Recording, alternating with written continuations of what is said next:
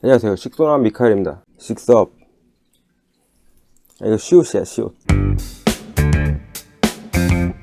오늘은 제가 질소에 대해서 한번 이야기를 해보려고요.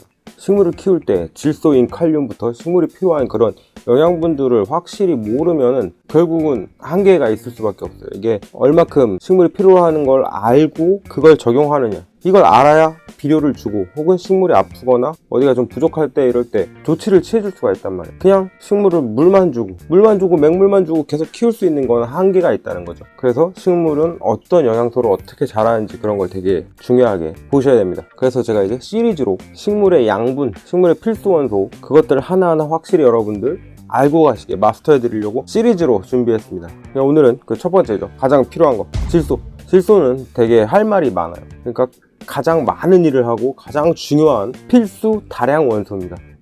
이게 지금 카메라 렌즈를 제가 위치를 바꿔버려 가지고 이게 눈을 어딜 마주쳐야 될지 모르겠어요. 그러니까 여기가 정면인 것 같긴 하거든. 근데 제가 출력되는 모니터링을 하려면 여길 봐야 돼. 여길 보면은 제가 이제 모니터링을 할 수 있어. 내가 어떻게 나오는지. 근데 이렇게 보니까 눈이 살짝 옆을 가고 있네. 그지? 그럼 내가 억지로 렌즈를 봐야 되는데 렌즈를 보면은 내가 안 보여. 그러니까 내가 안 보이니까 어색하고 내가 어떻게 나올지 걱정돼. 왜냐하면 저는 아직까지도 카메라 울렁증과 뭐 내가 어떻게 나올지에 대한 그런 것들 막 아직 어색한 단계이기 때문에 어쨌든 뭐 렌즈 살짝 비껴볼까. 이 정도에서 제가 허공을 보면서 이렇게 얘기를 하는 건 어떨지. 원래 이 유튜버나 연예인들은 또 이게 이쪽이 잘 나온다 이쪽이 잘 나온다 뭐 이런 게 있다는데 난 어딜 나와도 다 쉐시긴 해서 뭐 별로 중요하지 않습니다. 하여튼 오늘은 이쪽으로 이렇게 한번 해볼게요. 질소, 진짜 가장 많이 필요로 하는 다량 원소입니다. 식물이 가장 많이 필요로 하고 그만큼 중요하고 이 질소 한 일도 많기 때문에 해야 될 얘기가 너무 많아. 그래서 아마 한 편으로는 이게 안 될 거예요. 그래가지고 뭐 두 편, 길게는 세 편? 세 편까지 되려나? 그러니까 길어봐야 세 편 나눠서 영상을 아마 편집해서 올려야 될 것 같습니다. 어쨌든 오늘 첫 번째 질소의 역할, 질소의 필요성에 관해서 얘기를 한번 해볼게요. 일단 질소가 뭐냐? 질소는 원소기호 N이죠. 니트로겐, 나이트로젠인가. 어쨌든 질소는 이 공기 중에 80% 가까이 차지하고 있는 진짜 많은 원소 중에 하나입니다. 질소는 공기 중에 넘쳐나요. 그냥 그게 질소예요. 이 질소 원자 혼자 안 다녀. 질소는 꼭 두 개가 만나서 이렇게 딱 달라붙어서 안 떨어집니다. 그러니까 완전 사랑해. 둘이 안 떨어져 웬만하면. 그래서 얘네가 우린 떨어질 수 없송 해갖고 질소야. 떨어질 수 없송. 이거 솔직히 이거 준비한 건데 약간 떠올라서 이거 드립 쳐야 되겠는데 하니까 좀 오글거리네. 어쨌건 떨어질 수 없송에서 질소입니다, 여러분.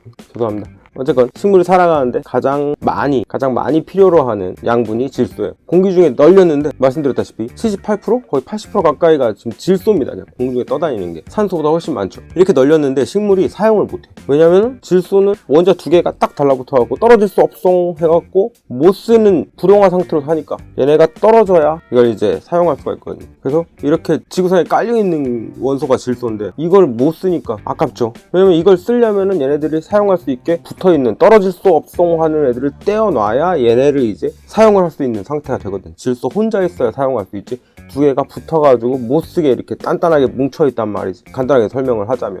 그래가지고 이 자연적으로 이 질소를 사용할 수 있는 방법이 있긴 해요. 떨어뜨리는 그런 일이 일어나긴 해. 거의 없어. 일단 질소 고정 세균, 그러니까 세균이죠. 세균이 질소를 이렇게 쓸 수 있게 만들어줘요. 두 마리를 떼어서 사용할 수 있는 질소로 만들어줍니다. 또 하나는 번개, 하늘에서 치는 번개. 이게 순간적인 에너지로 꽝 하고 천둥이 치면은 이 공기 중에 있는 이 질소 커플들이 떨어져. 그래서 식물들이 사용할 수 있는 그런 질소 상태가 됩니다. 천둥이 치면 이 질소가 떨어져서 사용할 수 있는 상태가 되는 거예요. 이제 질소 고정이라고 얘기를 하는데 자연에서 이 번개로 인해서 질소 고정 그 양이 연간 900만 톤 정도 된대요. 대략 이 번개만으로 900만 톤이 사용할 수 있는 질소가 되는 거야. 둘이 붙어있던 놈을 떨어져가지고.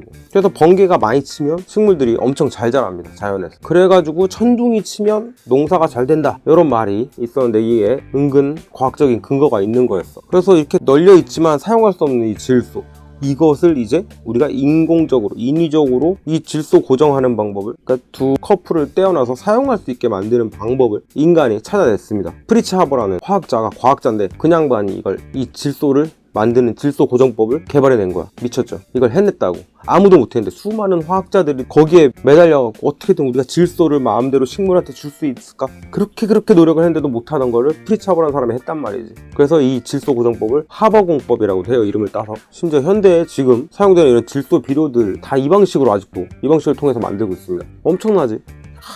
그걸 발견하고 이 인간이 농사에 어마어마한 부흥이 일어나고 수많은 농작물들을 마음껏 키울 수 있게 된 거예요. 이 질소 비료를 개발해내서 이걸 사용함으로써 자연에서 이게 한계가 있거든. 천둥 치는 거 몇 번 뭐 이런 걸로만 버텨야 돼요, 식물들이. 그러니까 식물이 잘 자라는 잘 자라지만 또 안 자라는 데는 죽어도 안 자란단 말이지. 근데 어디든 우리가 토양을 만들고 인공적으로 식물을 살아내게 할 수 있게 됐다. 그래서 이 프리츠 하버가 노벨 화학상까지 받았습니다. 물론 이제 이 프리츠 하버가 약간 논란이 있는 과학자긴 해요. 1차 대전 때 독가스 만들고 해가지고 이게 좀 찬반이 있고, 그래도 이 사람의 그 질소 비료 만들어낸 거를 인정해야 된다. 그 사람 때문에 굶어 죽지 않고 살려낸 사람 수가 어마어마하게 많다. 독가스 때문에 죽은 사람이 많다. 막 여러 가지 이런 좀 그게 있는데, 어쨌든 논란이 좀 있지만 그건 중요한 게 아니고, 여튼 질소 비료는 엄청난 발명품이다. 어쨌든 이렇게 식물이 제일 많이 사용하는 영양분이자 원소인 이 질소, 이건 아이러니하게도 이렇게 많지만 식물한테 줄 방법은 질소 고정 세균이 여러분의 그 화분에 있든가, 아니면 여러분들이 집에서 마음껏 이 식물한테, 식물은 아니지, 이 식물 근처에다가 공기 중에 번개를 치실 수 있다면 여러분들은 따로 이런 비료, 질소를 인공적으로 주지 않으셔도 식물을 얼마든지 키우실 수 있습니다. 하지만 여러분들이 천둥을 칠 힘이 없다, 능력이 없다, 그러면 질소 비료를 줘야 됩니다. 이런 실내 가드닝에서는 비료가 그래서 필수인 거예요. 물론 이제 토르는 질소 비료 없어도 됩니다. 천둥의 신이니까.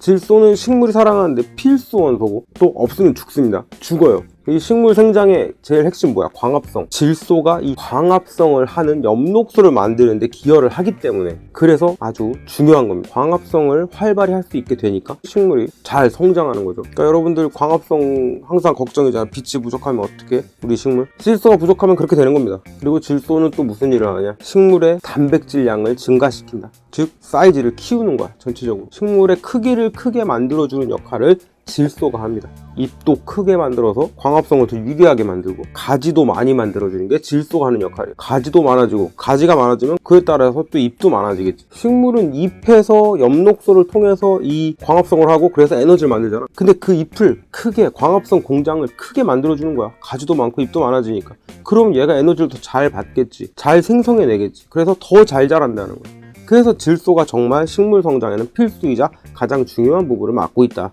또한 식물의 세포수를 늘려주고 키워줘. 그러니까 성장을 하는 거지. 전체적으로 뿌리 자라는데도 질소가 관여합니다. 그러니까 질소가 부족하면 뿌리도 제대로 안 자라. 뿌리도 마음껏 자라는 데는 질소가 필요해요. 한마디로 질소는 식물의 성장 전반에 전부 모두 관여하는 필수 중에 필수 원소인 겁니다. 반대로 말하면 질소가 없으면 식물의 성장 전반이 망가지는 거고. 이게 보통들 보면 질소, 웃자람 이게 이퀄로 생각하시는 분들이 있어요. 동의어처럼. 그 질소 안 넣어야지. 질소 넣으면 웃자랄 텐데, 나는 웃자란 식물 싫은데, 막 이러실 수 있는데, 질소가 결핍돼도 식물이 가늘어집니다. 몰랐죠? 질소가 부족해도 식물은 가늘어져, 왜소해지고, 질소가 결핍되면 체내 단백질도 부족해지고, 세포수도 늘어나지 않고, 광합성도 잘 못해. 그러니까 질소 과잉을 자꾸들 다루다 보니까 사람들이 너무 한쪽에 대한 부분만 이야기들을 많이 하는 것 같아요. 질소 과잉으로 인해서 웃잘한다, 뭐한다 이런 이야기만 듣다 보니까 가드닝을 시작한 지 몇 년 안 된 초심자분들은 질소를 안 주려고 그래. 어떻게 하면 질소 안 넣을 수 있지? 상토에도 질소가 들은 것 같은데 상토 대신 다른 걸 써야 되나? 어떻게든 질소 안 넣으려고. 왜냐면 웃잘할까봐. 특히 코덱스 다육식물 하시는 분들, 나는 웃잘하면 안 되고 빵빵하고 납작하게 키워야 되는데 질소를 어떻게 빼지? 관엽 쪽은 안 그래. 생각보다 관엽에서는 그냥 잎 커지면 좋으니까 질소를 또 너무 넣어서 문제인데, 관엽도 질소가 또 너무 많으면 또 약해집니다. 어쨌건 질소 결핍 되게 중요한 부분이에요. 다육식물 코덱스 뭐 이렇게 하신 분들은 이 초심자 때 한번 거쳐가는 코스인 것 같아. 초반에 비료가 뭔지 모르고 살다가 이제 비료라는 거에 눈을 떠. 비료라는 게 있구나. 그러면서 공부를 조금 하면 질소가 없어야 웃자라지 않는구나. 거기에만 이제 깊이 빠지고 집중하게 되죠. 코스야 이게. 다들 한 번씩 이걸 거쳐. 저도 애기 땐 그랬어요. 물론 지금도 20살이니까 애기지만 어쨌든 식물에 따라서 이 질소 요구량이 적은 경우가 있죠. 이런 코덱스류에서도 있고 뭐 다육식물 쪽에서도 있고, 그런 질소 요구량이 상대적으로 작은 경우, 비료나 영양을 공급할 때도 질소를 상대적으로 적게 해줘야 되는 건데, 그냥 극단적으로 질소를 안 주려고 해. 끊으려고 그런단 말이지. 그러다 보면 식물이 약해집니다. 그렇게 되면 질소 결핍이 일어나고 결국 식물은 버티다가 결국 어느 날 그냥 명을 달리하는 거예요. 질소는 과잉보다 결핍이 더 큰 문제예요. 그걸 잊으시면 안 됩니다. 질소는 식물 온몸에서 제일 많이 쓰이고 제일 많이 필요하고 제일 중요한 부분이고 안 쓰이는 곳이 없는 부분이 질소의 역할입니다. 그럼 다음 편에서는 질소 결핍의 문제점을 한번 다뤄보고, 물론 과잉도 또 한번 다뤄보고, 그리고 뭐 질소 사용법까지 제가 한번 전반적으로 이야기를 한번 해보겠습니다. 구독해 놓으시면은 매주 식물에 관련된 5만 가지 잡설과 이런 가끔 이렇게 필요한 이런 정보들을 전달해 드리니까요. 구독, 좋아요 한 번씩 눌러주시면 땡큐. 그럼 다음 시간 이거 이어서 2탄 한번 찍어볼게요. 안녕히 계세요. 어딜 봐야 되는 거야 대체?